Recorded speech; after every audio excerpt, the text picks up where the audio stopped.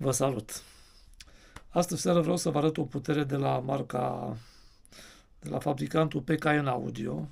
E modelul 5002.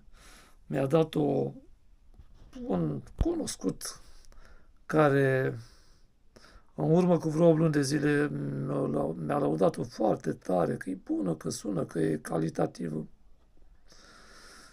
Ce n-am înțeles eu acum,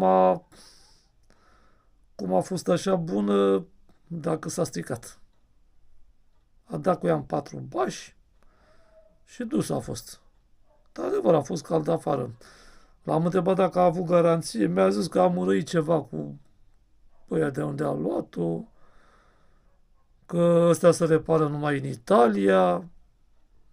Am zis, dar de ce în Italia și nu în Ungaria, că sunt fabricate în Ungaria, da. Și n-am înțeles de unde și până unde ungurii mari experți în puteri.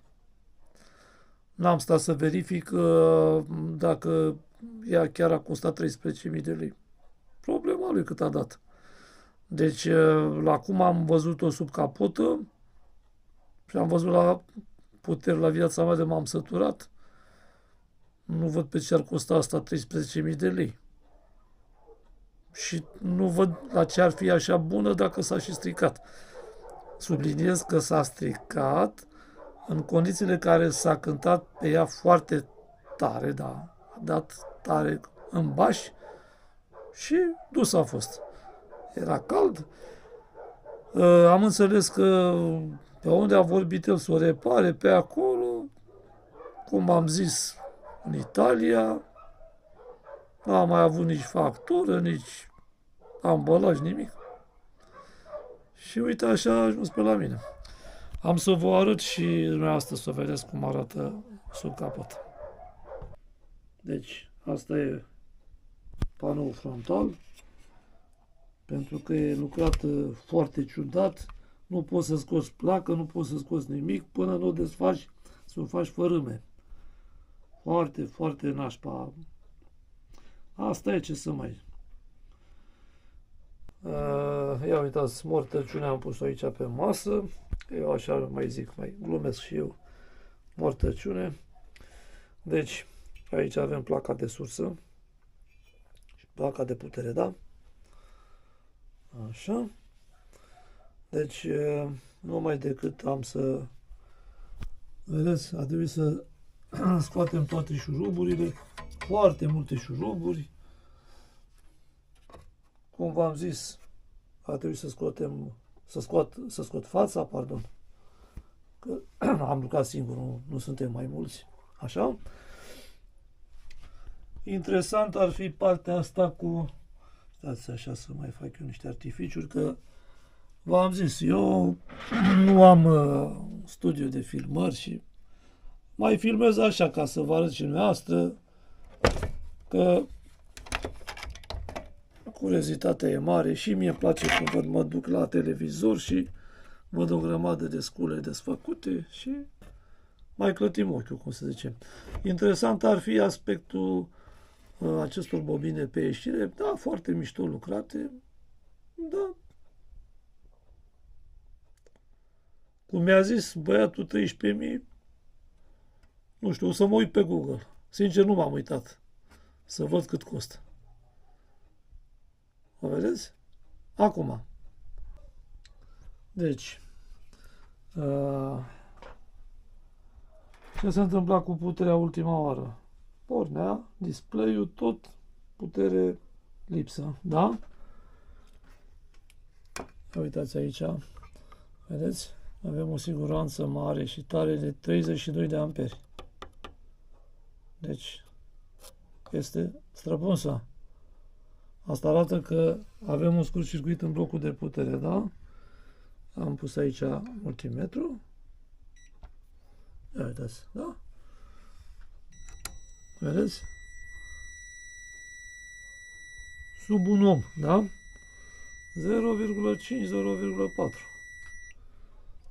Deci, avem o sursă cu o tensiune singulară. Deci, nu avem tensiune diferențială ca la alte puteri. Cum e asta veche, da, știți? Mediană, plus minus. Asta are două tensiuni diferențiale, e mai complicată, un amplificator clasa A liniar. Asta a luat foc. M-am înhămat eu la aia să o fac, n-am avut de lucru. Da, trebuia să muncească și la asta cineva. Vă vedeți? Și bineînțeles, și asta tot lăudată, mi-a lăudat-o. Toate sunt bune. Deci, sursa de alimentare bună, avem pornire cu afișaj, parametrii pe afișaj, numai că nu avem putere, da? Numai decât am să vă dau și placa cu fundul în sus. Stați un pic. Am să pun palma peste placa, așa să aveți un reper ca și dimensiune. Deci, da? Deci, zona asta, până aici avem putere. De acolo avem niște separații, filtrele de ieșire. Da?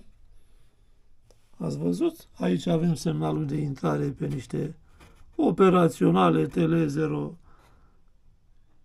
074, da? Niște, stați așa că această cameră nu prea e bună la focus. Niște integrate de 5 lei bucata, că acum electroniștii le știu. Driverele către de pompează semnalul în MOSFET-urile finale. Deci avem 4 ca număr.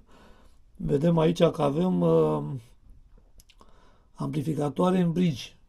Deci, două puteri alcătuiesc un canal, două puteri un canal. Cam așa este treaba cu el. Driverele sunt niște IRF, așa, niște IR 2113 și ăștia sunt 20 de lei, ceva de genul pe aici. Deci, multă lume crede că, ce domne, că noi cumpăra o putere scumpă,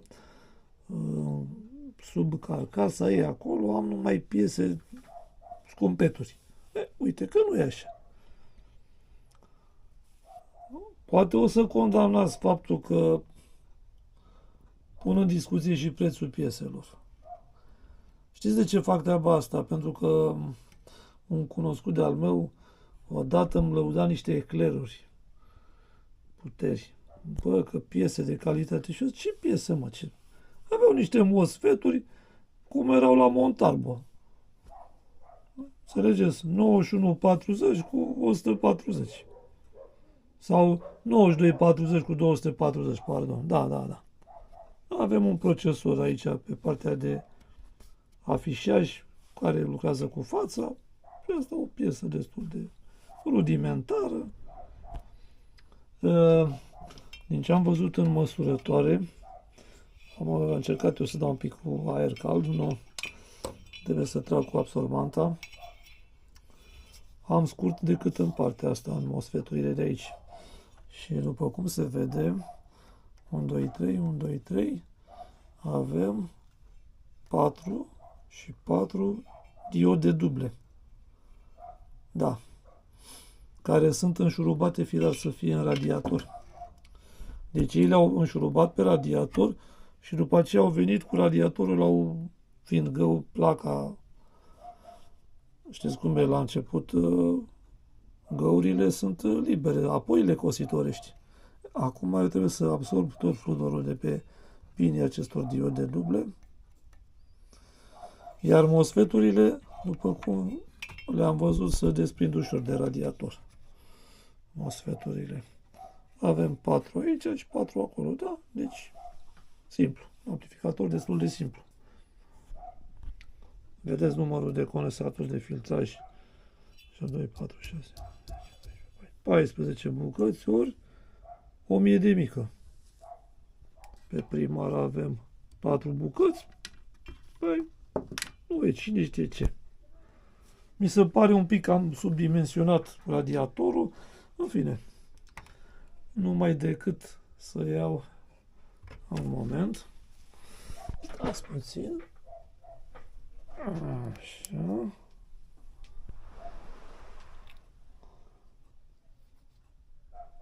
Aici se vede că e scris pe radiator. 5002.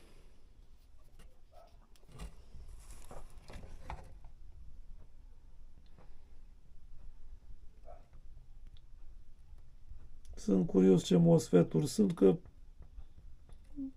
în fine.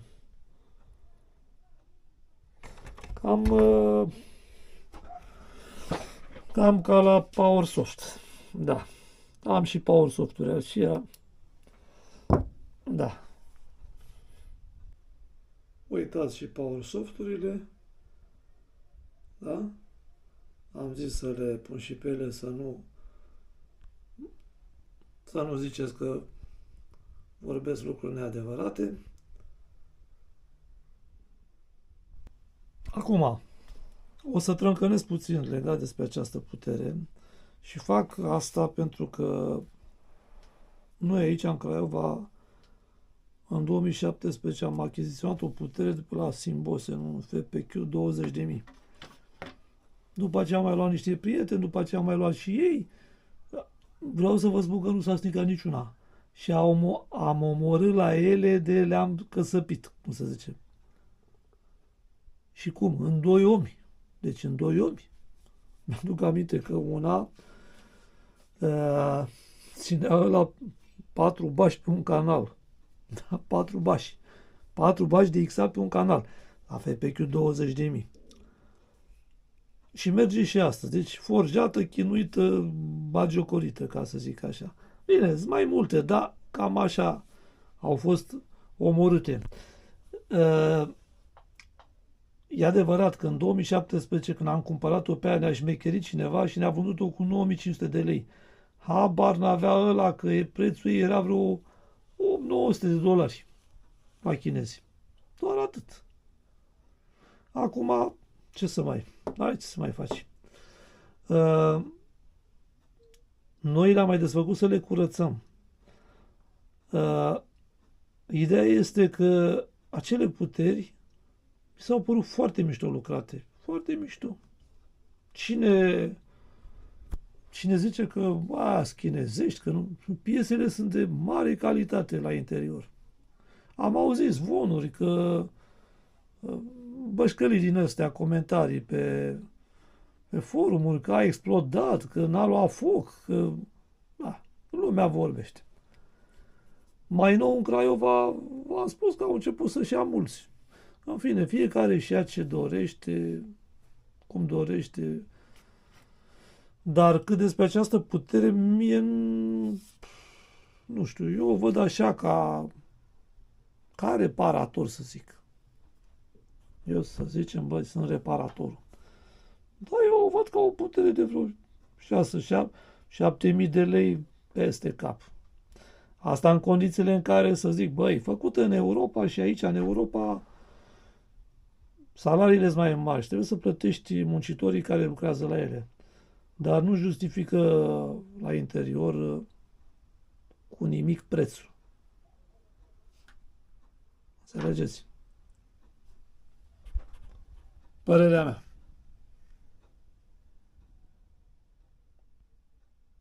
Am zis, apreciez partea de filtrare a semnalului pătrat către ieșire. Da, mișto bobinele, frumos lucrate, groase.